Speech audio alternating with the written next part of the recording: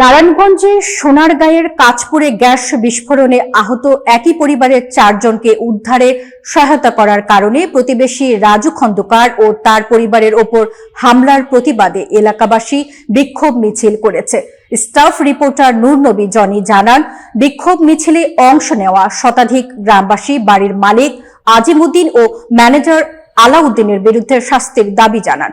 আহত রাজু খন্দকার জানান, শনিবার ভোররাতে 6 তলা ভবনে গ্যাস বিস্ফোরণ ঘটে। এলাকাবাসী ও তিনি আহতদের উদ্ধার করে হাসপাতালে নিলে মালিক ও তার সহযোগীরা তাদের উপর হামলা চালায়। এ ঘটনার অভিযোগে সোনারগাঁ থানায় লিখিত অভিযোগ দায়ের করা হয়েছে।